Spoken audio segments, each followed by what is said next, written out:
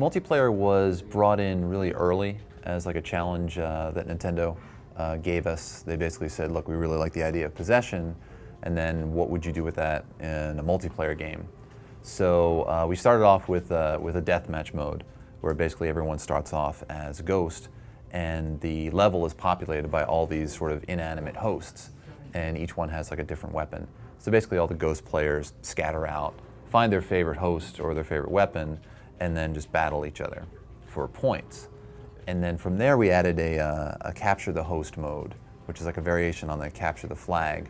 And in that one, it's the same concept as a possession deathmatch, but the points you get as you kill the opponents, you don't actually keep them until you get your host that made those kills back to a base, and then you dispossess, and then you score the points.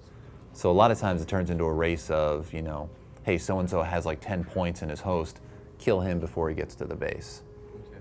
And we have some variations on that where like one version has a shield that protects the base, and the only way to score is to get a key to lower that shield. So pretty much everyone's searching for the guy carrying the key.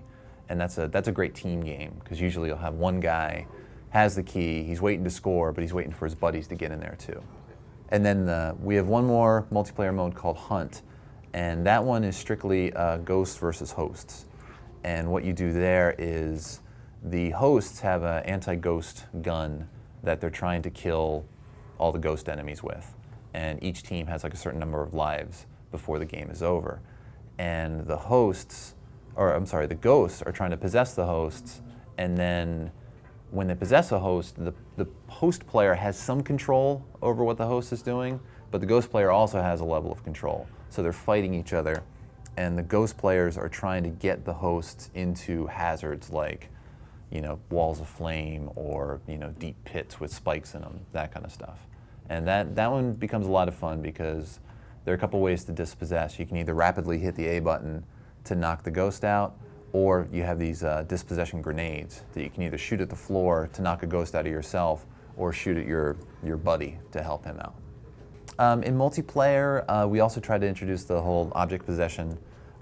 So we have some of the objects you normally possess in single player, like explosive crates. So you have players that just sit in the crate and wait for somebody to come by and then blow it up. We've also got the gun cameras and the possessible rockets, which you possess and then just fly all around searching for people to destroy.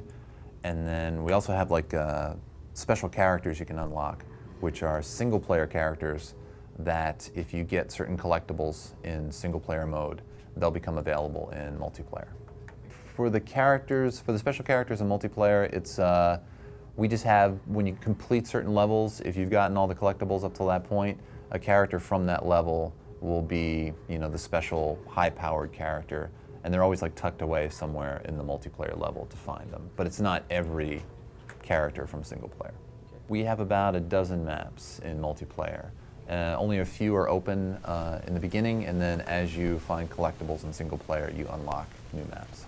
Yeah, multiplayer levels, some are based on themes from single player. So we'll take one of our favorite rooms from single player, we'll take that theme and then we'll expand it into a larger multiplayer area, and then some are just unique to multiplayer.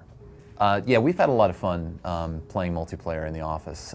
People really seem to like the idea of possessing different hosts and just battling out either against each other or as teams versus bots. So we hope everyone else enjoys it too.